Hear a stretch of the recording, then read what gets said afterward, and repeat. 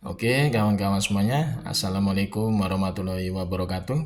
Seperti biasa ya, gue kembali hadir lagi di channel YouTube ini. Nah, untuk kesempatan kali ini, gue juga masih ingin terus melanjutkan pembahasan terkait dengan dugaan ijazah aspal Mukidi yang ini sebenarnya kalau kita lihat dari berbagai macam rangkaian berita yang muncul akhir-akhir ini ya, ini sebenarnya ya sudah masuk ke babak akhir sebenarnya. Kalau misalkan memang penegak hukum di negara kita ini jujur sebagai aparat penegak hukum gitu ya. Jadi artinya itu penegak hukum di negara kita ini bisa menegakkan keadilan gitu ya terhadap kasus apapun, terhadap perkara apapun gitu loh. Nah kan kita sama-sama tahu kemarin ya, Mukidi itu kan apa namanya diduga melakukan berbagai macam kebohongan publik luar biasa banyak ya, mulai dari mobil SMK dipesan 6.000 unit, terus katanya IKN itu banyak apa investor yang ngantri gitu ya, tidak ada penggunaan APBN gitu ya, ternyata hasilnya zong gitu ya, investor yang nggak ada, yang kesedot malah APBN gitu ya. Kemudian juga Mukidini mengatakan bahwa apa namanya tuh tidak akan impor ya, ngapain ngutang-ngutang, duit kita banyak, silpa kita ada sekian triliun. Nah itu sebenarnya kan boki semua ya, ngibuli semua gitu loh. Nah rangkaian pengibulan Mukidi ini dari awal sampai detik ini sebenarnya sudah bisa dibawa ke ranah hukum. Karena kalau misalkan seorang pejabat publik itu apa namanya melakukannya namanya kebohongan publik ya, ini kan sebenarnya udah masuk ranah pidana. Jadi nggak bisa dibiarkan sebenarnya secara institusi apa aparat penegak hukum itu nggak bisa membiarkan begitu aja nih lepas gitu ya dari proses hukum. Nah, yang terbaru kemarin gue baca di apa namanya di beberapa media juga ya yang meliput apa namanya Bang Rismon ya ketika live streaming itu ada Pak Kasmujo ya. Pak Kasmujo itu menyatakan dengan jelas bahwa beliau itu bukan pembimbing skripsinya Mukidi. Dan Pak Kasmujo itu juga bukan pembimbing akademika Mukidi.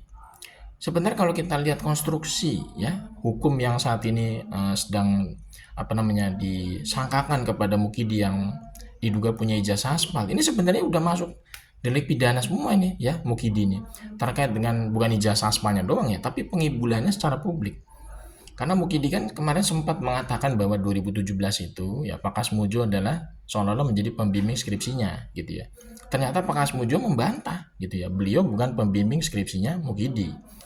Kemudian kemarin terakhir waktu si Mukidi ini nongol di rumahnya di Solo pakai peci kebetulan ya. Kemudian ditanya-tanya oleh para wartawan di dalam rumahnya di Solo itu. Dia mengatakan bahwa Pak Kasmujo itu adalah pembimbing akademiknya. Dan lagi-lagi Pak Kasmujo itu membantah pernyataan dari Mukidi ini bahwa Pak Kasmujo itu bukan pembimbing akademik dari Mukidi karena waktu tahun 85 itu posisi beliau itu golongan 3B. Jadi belum bisa menjadi pembimbing akademik. Posisi beliau itu masih menjadi asisten dosen gitu. Ini sebenarnya kan rangkaian seperti ini ya pengibulan yang sudah dilakukan oleh Mukidi secara bertubi-tubi atau berturut-turut. Ini sudah membuat layak Mukidi ini sebenarnya dibawa ke hotel Prodeo ya. Kalau misalkan memang ya negara kita ini berlandaskan kepada benar-benar asas negara hukum ya kan. Karena banyak orang ya sebenarnya ya istilahnya yang bukan pejabat publik aja itu melakukan kebohongan publik misalkan satu kali aja itu bisa kena pidana. Contoh kayak HRS ya. HRS itu kan waktu di Petamburan bikin acara hajatan ya kan. Beliau ngomong katanya beliau itu dalam kondisi sehat walafiat. Tapi katanya ketika hasil pemeriksaan beliau dalam kondisi sakit ya. Itu bisa ditarik karena pidana, bayangin itu. Padahal cuma satu kali begitu doang kan ya. Lah Mukidi ini bohong berkali-kali ya sampai detik ini terkait dengan kasus ijazah aspalnya bahkan terkait dengan Pak Kasmujo yang apa namanya diakui sama Mukidini sebagai pembimbing skripsi ternyata bukan, kemudian diakui lagi sama Mukidini sebagai pembimbing akademik ternyata bukan juga. Nah ini ternyata Mukidi sampai sekarang ini masih bebas dari jeratan hukum ya, padahal kebohongan publiknya itu luar biasa banyak gitu ya.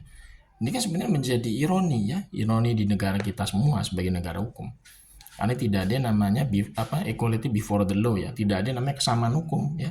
Jadi antara warga negara biasa ya dengan mantan presiden itu soalnya tuh kayak ada apa namanya perbedaan perlakuan lah ya dalam proses hukum ya. Jadi kalau misalkan mantan presiden itu punya privilege ya, soalnya tuh kalau misalkan melakukan kebohongan publik berkali-kali bebas saja ya, nggak bakal diproses hukum. Tapi kalau warga negara biasa ya model kayak HRS gitu ya, itu ngomong sekali yang dianggap ngibul ya atau bohong satu kali aja itu bisa masuk ke pidana. Itu kan benar-benar keterlaluan ya. Kalau kita perhatikan sebagai negara hukum kita ini gitu ya. Nah, ya menurut gue udah nggak sehat lah ya. Kalau misalkan orang seperti Mukidi ini masih terus dipelihara di negara ini. Karena negara ini nanti bisa menjadi minus etika, minus moral, bahkan minus apa namanya keadilan gitu ya dalam sebuah negara hukum. Bagaimana mungkin orang sudah melakukan berbagai macam kebohongan publik atau pengibulan publik seperti Mukidi ini, tapi tidak diproses hukum gitu ya, sebagaimana mestinya gitu loh.